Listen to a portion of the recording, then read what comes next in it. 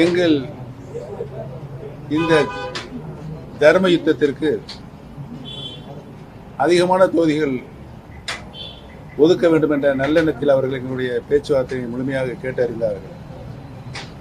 நம்முடைய இலக்கு இரட்டை இலை சின்னத்தை பெறுவதுதான் என்பதை நாம் இலக்காக கொண்டு இன்றைக்கு அதை பெறுவதற்கு சட்ட போராட்டம் நடத்தி கொண்டிருக்கிறோம். சட்ட போராட்டத்தில் இன்னும் ஒரு முழுமையான இறுதி தீர்ப்பு பெறுவதற்காக பல்வேறு நிலைகளில் அந்த வழக்கு சிவில் சூட்டில் இன்றைக்கு பெண்டிங்கில் இருக்கிறது. ஆக இரட்டை இலை இந்த சட்ட போராட்டத்தை தொடர்ந்து நடைபெறுகின்ற நிலையில் இருக்கின்ற பொழுது நாடாளுமன்ற தேர்தல் என்று நமக்கு வந்துவிட்டது. ஆகவே இந்த நாடாளுமன்ற தேர்தலில் தேர்தல் களத்தில் நின்று தொண்டர்களின் பலத்தை அறிவதற்கு நாங்கள் 15க்கு மேற்பட்ட தொகுதிகளை கேட்டிருந்தோம். அவர்களும் அந்த வழியில் நாங்கள் எங்களுடைய பேச்சுவார்த்தை தொடர்ந்து நடைபெற்றுக் கொண்டிருந்தது. இந்த சின்னத்தில் இருக்க வேண்டும் என்று அனைவருடைய அபிப்பிராயம் இரட்டை இலை சின்னத்தில் தான் நிற்க வேண்டும் என்ற நல்ல ஒரு அபிப்பிராயம் இருக்கின்ற சூழ்நிலையில் அது இன்றைக்கு கோர்ட்டில் அந்த வழக்கு இருப்பதனால் பெறுவதற்கு காலதாமதம் ஆகின்ற ஒரு சூழ்நிலை ஏற்பட்ட காரணத்தினால் தொண்டர்களினுடைய பலத்தை நிரூபித்து காண்பதற்காக ஒரு தொகுதியில் நின்று எங்களுடைய தொண்டர்கள் பலத்தை காமிக்க வேண்டிய ஒரு கட்டாய சூழ்நிலை எங்களுடைய தொண்டர்கள் கழகத்தினுடைய நிர்வாகிகள் அனைவரும் கருத்து சொன்னதின் அடிப்படையில் ஒரு தொகுதியில் நின்று நாங்கள் எங்களுடைய பலத்தை காண்பதற்கு இன்னைக்கு முடிவெடுத்தோம். எந்த தொகுதியில நிக்கிறதா முடிவு பண்ணிருக்கீங்க? யார் நிக்க போறான்றத முடிவு பண்ணிட்டீங்களா? ஒரு தொகுதி தான், அதனால எந்த தொகுதின்றது முடிவாயிடுச்சா? எந்த சின்னம்? சுயேட்சை சின்னத்தில் தான் நாங்கள் இருப்பது என்று முடிவெடுக்கப்பட்டிருக்கிறது. ராமநாதபுரம் நாடாளுமன்ற தொகுதியில்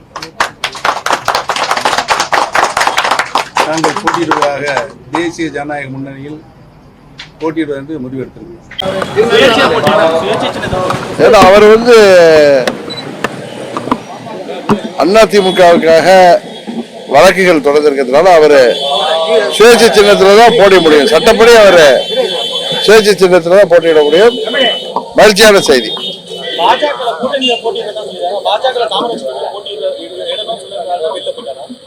அப்படிலாம் கிடையாது. என்னையும் அப்படிதான் சொன்னீங்க.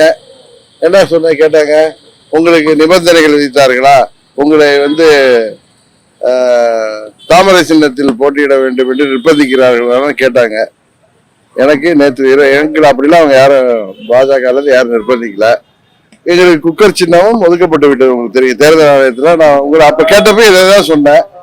அது மாதிரி எந்த அவரை நிர்பந்திக்க மாட்டாங்க, நிர்பந்திக்க முடியாது. ஏன்னா அவர் அதிமுகவுக்காக உங்களுக்கு நீதிமன்றங்கள்ல வழக்கு தொடர்ந்திருக்காரு.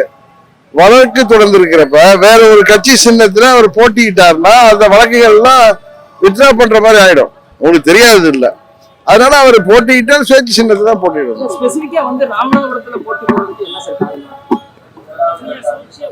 அது அவர் விருப்பப்பட்டு போட்டி போடுறாரு. அதனால காரணம்னா அவரை தான் நீங்க கேட்கணும். அவர் என்ன கேட்டிருக்காருன்னா, எங்களுக்கு இரட்டை இலை கொடுங்க, கொடுக்கலன்னா அதை யாருக்கும் கொடுக்க கூடாதுங்கிறது தான் நீங்க முடக்கணும்னு சொல்லி கேட்டாருன்னு சொல்றீங்க. அப்படின்னு சொன்னா அது அர்த்தம் என்ன? நீங்க அதை அப்படி முடக்கணும்னு சொல்லி கேட்கணும். இல்லைங்க, எங்களுக்கு கொடுக்க கூடாது, எங்களுக்கு தான் கொடுக்கணும், வேற யாருக்கும் கொடுக்க கூடாதுன்னு சொல்லிருக்கேன். நீங்களா ஒரு வார்த்தையை கேட்டா நான் அதை எப்படி பதில் சொல்ல முடியும்? உங்க ஆசையா? பாஜக தலைமையிலான தேசிய முற்போக்கு கூட்டணி என்டிஏ அலையன்ஸ் தமிழ்நாட்டில இந்த ட்ரிப் மாபெரும் சாதனை படைக்கும். பாரத பிரதமர் மோடி அவர்கள் 3வது முறையாக இந்தியாவின் பிரதமராக வரப்போவது உறுதி. தமிழ்நாட்டு மக்கள் 10 ஆண்டுகளாக மோடி அவர்கள் செய்த சாதனைகளுக்கும் ஊழலற்ற ஆட்சிக்கும் அவருக்கு ஒரு சிறப்பு செய்கின்ற விதமாக தமிழ்நாட்டில் இருந்து என்டிஏ கூட்டணியை சேர்ந்த எம்பிக்கள் நிறைய பேர் பாராளுமன்றம் செல்வார்கள். இல்ல, நான் 99 தேர்தல் அப்ப நான் முதல்ல வேட்பாளராக இருந்தப்ப அம்மா காஞ்சிபுரத்துல தான் எங்களை வேட்பாளராக அறிமுகப்படுத்துறாங்க. உங்களுக்கு தெரியும். அன்றைக்கு வேட்பாளர் அறிமுகப்படுத்திட்டு அப்ப நீ காஞ்சி மடத்துல சென்று பெரியவர்கள்ட்ட ஆசீர்வாதம் வாங்கிட்டு எதுக்கு போன்னு சொன்னாங்க. ஆமா, அவங்க வந்து தானே எங்களுக்கு இன்ட்ரடியூஸ் பண்ணாங்க. அம்மான்னா யார்? அவங்க தானே. அன்றைக்கு ரொம்ப இரவு நேரம் ஆயிட்டதுனால அவங்க வர முடியல. நீ போய் ஆசீர்வாதம், முதல்ல தேர்தலில் நிற்கிற, போய் காஞ்சி பெரியவர்கள்ட்ட ஆசீர்வாதம் வாங்கிட்டு போனாங்க. அன்னைக்கு இரவுல வந்து நாங்கள் ஆசீர்வாதம் வாங்கிட்டு போனோம். அது மாதிரி ஒவ்வொரு தேர்தலில் போய் அவங்களை வந்து சந்திச்சு ஆசீர்வாதம் வாங்கிட்டு போறது எப்பயும் உள்ளது. இன்றைக்கு உங்களுக்கு தெரிஞ்சிருக்கு. நான் இப்போ தேனிக்கு போறேன், திண்டுக்கலுக்கு போறேன், போறதுக்கு முன்னாடி அவங்க பார்த்துட்டு போகலான்னு. நேற்று தான் ஊர்ல இருந்து வந்தாங்க. நான் விசாரிச்சு எப்போ வர்றாங்கன்ட்டு தெரிஞ்சுக்கிட்டு வந்துட்டு போறேன். எங்களுக்கு தொகுதிகளை ஒதுக்கிய பிறகு அபிஷியலா அவங்க ஒதுக்குவாங்க 2 தொகுதியில. அதுக்கு பிறகு நாங்க வேட்பாளர். நாடாளுமன்ற தேர்தல் நடக்க உள்ள நிலையில டெல்லியினுடைய முதல்வர் கெஜ்ரிவால் வந்து கைது செய்யப்பட்டிருக்கிறாரு. அமலாக்கத்துறை அமலாக்கத்துறைங்கிறது ஒரு சுயேட்சையான அதிகாரம் உள்ள ஒரு அமைப்பு. இப்ப என் மேலே முன்ன கேஸ் எல்லாம் போட்டாங்க. நான் போய் வந்து அப்ப நான் என்ன பதில் சொன்னேனோ அதை தான் இன்னைக்கு சொல்றேன். இன்னைக்கு ஏதோ பாரதிய ஜனதா கூட்டணிக்கு போயிட்டேன், எனக்கு யாரையோ கைது செய்யறாங்க சொல்லல. என்போர்ஸ்மெண்ட் டிபார்ட்மெண்ட் அதுக்கு உள்ள பவர்ஸ் அதிகம். அது நீதிமன்றமே சொல்லியிருக்கு. அந்த துறையின் மூலம் ஒருவர் மீது நடவடிக்கை எடுப்பது அவர்கள் என்போர்ஸ்மெண்ட் டிபார்ட்மெண்ட் சட்டப்படி PMLA நடவடிக்கை எடுப்பாங்க. அதை சட்டப்படி தான் அவர் எதிர்கொள்ளணும்.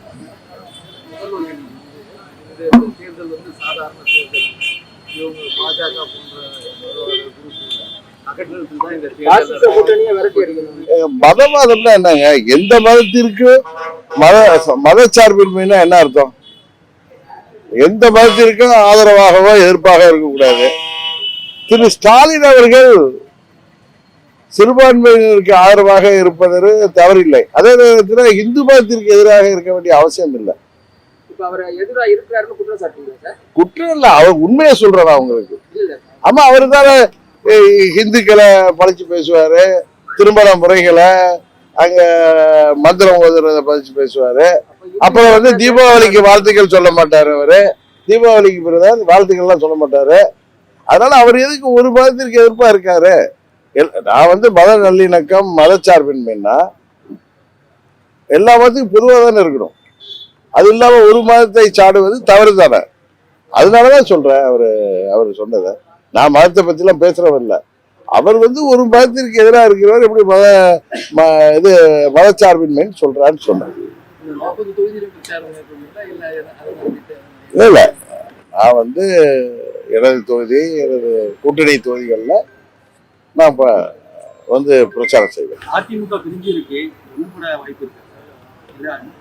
பழனிசாமிங்கிற சுய மனிதர் வந்து அவருடைய சுயநலம் போய் துரோக சிந்தனை எல்லாம் போய் திருந்தினால் அதுக்கு வாய்ப்பு.